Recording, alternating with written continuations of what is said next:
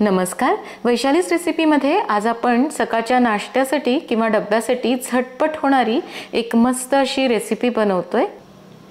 तर त्यासाठी इथे मी 1 वाटी रवा घेतलाय। वजनामध्ये हा 100 ग्रॅम आहे।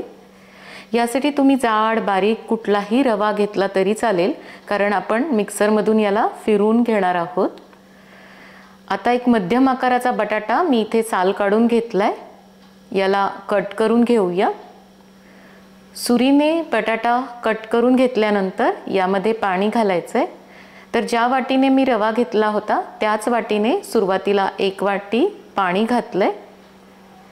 मिक्सरमधून आता हे सगळं फिरवून घेऊया, म्हणजे हा बटाटा व्यवस्थित बारीक होईल। फिरवून घेतल्यानंतर हे मिश्रण आता एका भांड्यामध्ये काढून घ्यायचंय। मिक्सरच्या भांड्यातच मी थोडंसं पाणी घातलंय, ते यामध्ये आता घालूया। चमच्याने सगळं व्यवस्थित हलवून घ्यायचंय। तर असं मिश्रण तयार झालेलं आहे। हे असंच आता आपण चटणी तयार करेपर्यंत झाकून ठेवूया। चटणीसाठी मी इथे अर्धी वाटी ओलं खोबरं घेतलंय, त्याचे काप करून घेतलेत। 1 टेबलस्पून डाळवं घालायचंय। डाळवं तुमच्याकडे नसतीलच तर 1 टेबलस्पून शेंगदाणे घातले तरी चालेल। थोडीशी कोथिंबीर धुवून घेतली होती ती घालूया। 3 ते 4 हिरव्या मिरच्या हाताने मी तोडून घेतल्या होत्या। 4 ते 5 लसणाच्या पाकळ्या, चवीनुसार मीठ घालायचंय आणि 1 चमचा दही घातलंय। आता गरजेप्रमाणे यामध्ये पाणी घालून ही चटणी वाटून घेऊया। तर मस्त अशी आपली चटणी पण तयार झाली आहे। तुम्ही अशीच खाऊ शकता, पण मी यावरून आज एक फोडणी घालणार आहे। तर त्यासाठी छोट्या कढईत 1 चमचा तेल गरम करून घेतलंय। अर्धा चमचा मोहरी घालूया। थोडीशी कढीपत्त्याची पानं पण तोडून घेतली होती। ही तयार फोडणी आता या चटणीवर घालूया। तर मस्त अशी खमंग आपली चटणी सुद्धा तयार आहे। पीठ भिजून पण आता साधारण 10 मिनिट झाली आहेत। तर हा रवा छान फुलून आलाय। यामध्ये आता भाज्या घालायच्या आहेत। पाववाटी सिमला मिरची मी बारीक चिरून घेतली होती। पाववाटी कांदा, पाववाटी टोमॅटो घातलेत। कोथिंबीर घालूया। चवीनुसार मीठ घालायचंय आणि आता हे सगळं चांगलं मिक्स करून घेऊया। तर हे असं मिश्रण आता तयार झालंय, एकदम पाहिजे तसं झालेलं आहे। यावरून आता एक फोडणी घालायची आहे। तर त्यासाठी मी तेल गरम करून घेतलंय। अर्धा चमचा मोहरी घालूया। 2 ते 3 हिरव्या मिरच्या अगदी बारीक कट करून घेतल्या आहेत। कढीपत्त्याची पानं पण घालूया।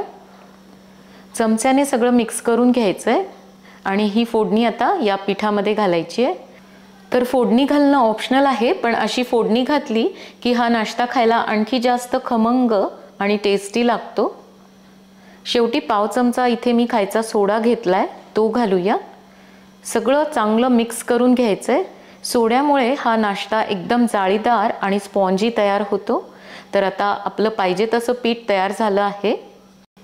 तर आता इथे मी गॅसवर एक छोटी कढई ठेवली आहे। तुमच्याकडे अशा आकाराची कढई नसेल तर मग फोडणी द्यायची हँडल असलेली कढई असते, ती घेतली तरी चालेल। कढई छान गरम झाली की त्यामध्ये तेल घालायचं आणि नंतर चमच्याने हे पीठ घालायचंय। तर 1 मोठा चमचाभर मी पीठ घातलंय। गॅसची फ्लेम अगदी कमी करायची आणि यावर आता झाकण ठेवूया। तर 2 ते 3 मिनिटात आता हात खालून छान भाजल्या गेलाय, वरून कोरडा पण झालेला आहे। तर पलटून घेऊया। तर एकदम मस्त असा याला रंग आलाय आणि खूप छान भाजल्या गेलाय। याला जाळी पण पडलेली आहे। तर आता दुसऱ्या बाजूने पण भाजून घेऊया आणि दोन्ही बाजूने छान खरपूस भाजून झाला की मग काढून घ्यायचा आहे। तर हा पदार्थ तुम्ही सकाळच्या नाश्त्यासाठी बनवू शकता किंवा अगदी रात्रीच्या जेवणात काही हलकं खायचं असेल तेव्हा सुद्धा बनवता येईल। अगदी पोटभरीचा होतो। आता परत मी थोडंसं या कढईला तेल लावून घेतलंय। पीठ घालूया आणि लगेच यावर झाकण ठेवायचंय। गॅसची फ्लेम अगदी मंद ठेवायची, म्हणजे हा चांगला आतपर्यंत भाजल्या जातो। वरून कोरडा झाला की पलटून घ्यायचा। तर यासाठी तुम्ही तेलाचा वापर तुमच्या गरजेनुसार करू शकता आणि एकदा ही कढई छान गरम झाली की नंतरचे खूप मस्त तयार होतात। या रेसिपीला मी तरी रव्याचे अप्पम म्हणते, तुम्ही काय म्हणता कमेंट करून नक्की सांगा। आमच्या घरी हा सगळ्यांना प्रचंड आवडतो, खायला खूपच अप्रतिम टेस्टी लागतो। आतून पण मस्त जाळीदार आणि स्पॉन्जी झालेला आहे आणि यासोबत चटणी करायला जमलंच नाही तर नुसत्या सॉस सोबत सुद्धा मुलांना डब्यात देऊ शकता। तर अवश्य बनवा, खा आणि कसा झाला कमेंट करून मला कळवा। व्हिडिओ आवडला तर लाईक आणि शेअर करायला विसरू नका। पुन्हा भेटणार आहोत एका नवीन रेसिपीसोबत पुढच्या व्हिडिओमध्ये। तोपर्यंत मस्त खा आणि मस्त रहा।